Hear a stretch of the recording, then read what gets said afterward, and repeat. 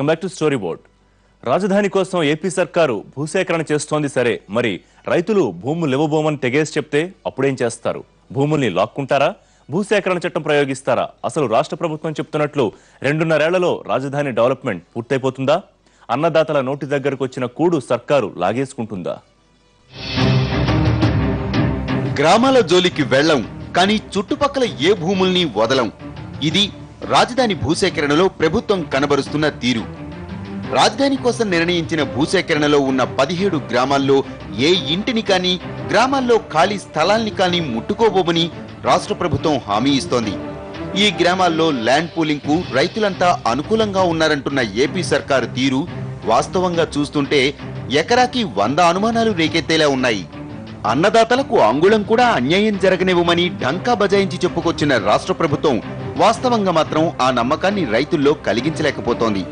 AP రాజధాని కోసం చేపట్టబోతున్న భూసేకరణ విధానంపై ఆది నుంచి రోజుకో వివాదం, అనుమానం పుట్టుకొస్తూనే ఉన్నాయి.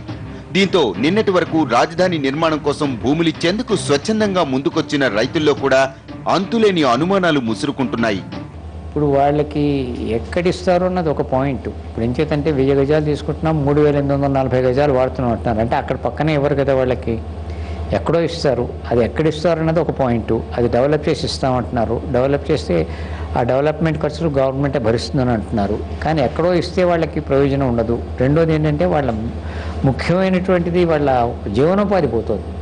దానికి వీళ్ళు ఏ విధమైన జీవనోపాధి కల్పిస్తాము అన్నది చెప్పలేకపోతున్నాం. నిన్న మొన్నటి వరకు విజయవాడ, గుంటూరు మధ్యనే రాజధాని అని తెలిసినా ఖచ్చితంగా ఏ గ్రామాల్లో వస్తుందన్నది తెలియదు. దీనికి తోడు ల్యాండ్ పూలింగ్ విధానం గురించి ప్రభుత్వం చెప్పిన మాటలు విని అంతా ఆహా ఓహో అనుకున్నారు. ల్యాండ్ ఎక్విజిషన్ అయితే మొత్తం భూములు వదులుకోవాల్సిందే కాబట్టి ఈ ల్యాండ్ పూలింగ్ లో కనీసం 20% భూమైనా దక్కుతుందన్న ఆశతో ఉన్నారు. కానీ ఇప్పుడు తాజాగా ప్రభుత్వం ప్రకటించిన విధానాలు రైతుల గుండెల్లో కొత్త గుబులు పుట్టిస్తున్నాయి. రాజధాని పేరుతోటి రాష్ట్ర ప్రభుత్వం చేస్తున్నటువంటి హడావుడి తప్ప అక్కడ త్వరితగతిన రాజధాని నిర్మాణానికి పూనుకుంటున్నటువంటి దాఖలాలు కనపడటం లేదు. ప్రకటనల పేరుతో ఇప్పటికే నెలల తరబడి చేస్తూ ఉన్నారు. అయితే ఇక్కడే భూముల సేకరణ పేరుతోటి రాష్ట్ర ప్రభుత్వం చేస్తున్నటువంటి ఒక గందరగోళమైనటువంటి స్టేట్మెంట్ల వల్ల రైతులు గందరగోళపడతా ఉన్నారు తప్ప రైతు నష్టపడే పద్ధతుల్లో రాజధాని నిర్మించినందువల్ల పెద్దగా ప్రయోజనం ఉండదు. మమ్మల్ని మభ్యపరిచి మాయ చేసి చేసే పరిస్థితి లేదు. ఇవాళ రాజధాని కట్టడానికి మా ఊళ్ళలో కూడా మా కుర్రాళ్ళు కూడా కూర్చొని పార్టీ నాయకులు, మినిస్టర్లు మీరందరూ కూర్చొని మాట్లాడుకొని మీరు ఇవాళ 30 ఎకరం పెట్టుకొని రేపు బాగా సంపాదించుకుందామని ఏదన్నా ఆశ తప్ప ఇది రాజధాని కడదాము, శుభ్రంగా చేసుకున్నాము, ఎన్ని ఎకరాలు ఉంది, ఎక్కడ మేరకు అనే ఆలోచన లేకుండా గందరగోళంగా వస్తున్నారు. కాబట్టి ప్రస్తుతం మొదటి దశ రాజధాని నిర్మాణం కోసం తుళ్లూరు మండలంతో పాటు కృష్ణా నదికి దక్షిణాన 17 గ్రామాల్లో భూసేకరణకు రంగం సిద్ధమవుతోంది. ఇక్కడున్న రాయపూడి, వెంకటపాలెం, మందడం, ఉదన్రాయునిపాలెం, దొండపాడు, తుళ్లూరు ప్రాంతాల్లో ఒక్కొక్కరు ఒక్కో రకంగా ప్రచారం చేస్తూ ఉండడంతో రైతులు ఆందోళన చెందుతున్నారు. ప్రభుత్వం చెప్పిన విధానంలో ఇప్పుడు రైతులు తమ భూముల్ని ప్రభుత్వానికి అప్పగిస్తే దానిని 9 నెలల్లో 6 సెక్టార్లుగా విభజించి అందులో రైతులకు ఒక జోన్ కేటాయిస్తారు. అది ఎక్కడ కేటాయిస్తారన్నది ఇప్పట్లో తెలిసే ప్రసక్తే లేదు. అంటే రైతులకు తాము ఇచ్చిన భూముల్లోనే తిరిగి డెవలప్డ్ ల్యాండ్ దక్కదన్నమాట.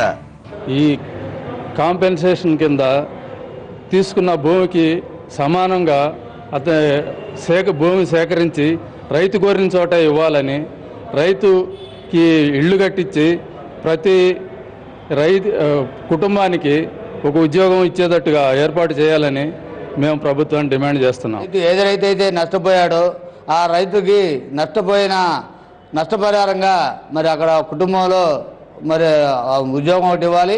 అట్లాగే ఆ భూమికి తగ్గ మరి మార్కెట్ రేట్ అని చెప్పి ఈరోజు అక్కడ ఉన్న గజానికి మరి 10 రెట్లు 20 రెట్లు తక్కువ ఇచ్చేదానికి మేము వ్యతిరేకిస్తూ ఉన్నాం. రాజధాని వచ్చిందని రైతులు బాగా సంతోషంగా ఉన్నారు ఈ రోజున. ఎందుకంటే రేట్లు పెరుగుతాయి, వాళ్ళ ఆస్తులకు విలువలు పెరుగుతాయని.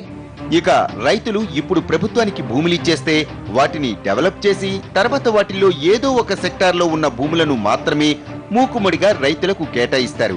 అంటే అప్పటికి ఆ ప్రాంతంలో రోడ్లు వంటి మౌలిక వస్తువులు డెవలప్ చేసి ఉంటాయన్నది ప్రభుత్వం చెబుతున్న మాట. కానీ ఇప్పుడున్న పరిస్థితుల్లో లోటు బడ్జెట్లో ముందుకెళుతున్న ప్రభుత్వం పూర్తి స్థాయి నిర్మాణాలకే ఎక్కువ మొత్తం ఖర్చు చేసి తమకు అరకొరగా డెవలప్ చేసిన ల్యాండ్ ఇస్తే పరిస్థితి ఏమిటని భయపడుతున్నారు. మేము 3 సంవత్సరాలు 3 పంటలు పండించుకుంటున్నాం. ఈ భూమిని నమ్ముకొని ఉన్నాం. మేము నమ్ముకొని ఉన్నాం. దీని మీద జీవనం సాగిస్తున్నాం. మా తాతల తండ్రుల కాడి నుంచి మాకు ఇచ్చిన ఆస్తి ఇదండి. రేపు మా పిల్లలకి ఇచ్చేది ఇదే. మేము అమ్ముకొని ఈరోజు అమ్ముకొని మేము వేరే వాళ్ళకి ఇవ్వాలన్నా మేము ఇవ్వలేము. రాజధాని కోసం భూమి ఇస్తే మేము పూర్తిగా నష్టపోతాం.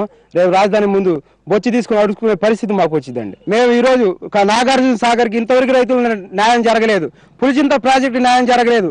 బాబ్లీకి జరగలేదు. మన పవర్ ప్లాంట్ కి తూర్పుగోదావరి పశ్చిమ గోదావరి జిల్లా పవర్ ప్లాంట్ కి న్యాయం జరగలేదు రైతులు. ఇదొక్కటే కాదు, తాము భూములిచ్చిన వెంటనే తమకు పరిహారం దక్కుతుందేమో కానీ సదరు 1000 గజాల భూమి మాత్రం దక్కదు. ఇందుకు 2.5 ఏళ్లు ఆగాల్సి ఉంటుంది. అంటే ఇప్పుడు తమ భూములిచ్చేసి తమకు రావలసిన 1000 గజాల కోసం 2-3 ఏళ్లు ఆగాల్సి వస్తే అప్పటి వరకు తాము ఎలా బతకాలని మదన పడుతున్నారు. అప్పటి వరకు ఏడాదికి ప్రభుత్వం ఇచ్చే పరిహారం 25,000 ఏ మూలకు సరిపోతాయని భయపడుతున్నారు. ప్రభుత్వం ఇప్పుడు భూములు తీసుకుని ఎప్పుడో తమకు స్థలాలు కేటాయిస్తే ఆలోగా పిల్లల పెళ్లిళ్లు, పెద్దల ఆరోగ్యాలకు ఏదైనా డబ్బు అవసరం వస్తే తాము ఎక్కడికి వెళ్ళాలి అంటూ ప్రశ్నిస్తున్నారు. దూర ప్రాంతాల్లో ఎక్కడ ప్రభుత్వ భూముల్లో కట్టింటే ఇబ్బంది ఉండేది కాదు. కానీ ఈ మంగళగిరి కానీ కృష్ణా జిల్లాకి ఇటు గుంటూరు జిల్లాలో ఈ కృష్ణా ఒడ్డున ఉన్నటువంటి సుక్షేత్రాలు ఇవన్నీ కూడా, ఎందుకంటే ఇక్కడ నీటి వసతి ఉంది. భూములు చాలా చాలా మంచి భూములు, మంచి పంటలకు పండే భూముల్లో మరి మీరు అడిగినట్లు మరి 4 సంవత్సరాలు 5 సంవత్సరాల్లో పిల్లల పెళ్ళిళ్ళు కావాల్సి వస్తాయి. మరి వాళ్ళకి డబ్బు అవసరం పడుతుంది. లేదు అంటే ఇది నిజంగా కూడా చాలా ఒక క్లిష్టమైన సమస్య. ఇదొకటే కాదు, అసలు 2.5 ఏళ్లలో ఖచ్చితంగా 2.5 ఏళ్లలో తమకు భూ కేటాయింపులు జరుగుతాయా అంటే ఆ నమ్మకం కూడా లేదంటున్నారు. ఇప్పుడు భూసేకరణకు 3 నెలలు పడితే ఆ తర్వాత సెక్టార్ల విభజనకు మరో 6 నెలలు పడుతుంది. అంటే అప్పటికే 9 నెలలు పూర్తయిపోతాయి. ఆ తర్వాత ప్లానింగ్, డెవలప్మెంట్ అంతా మరో 21 నెలల్లో పూర్తి కావాలి. కానీ ఇప్పుడున్న పరిస్థితుల్లో ఇంత తక్కువ టైంలో పూర్తి స్థాయిలో డెవలప్మెంట్ సాధ్యమేనా అన్న ప్రశ్నలు కూడా వినిపిస్తున్నాయి. స్టోరీ బోర్డులో మరో షార్ట్ బ్రేక్.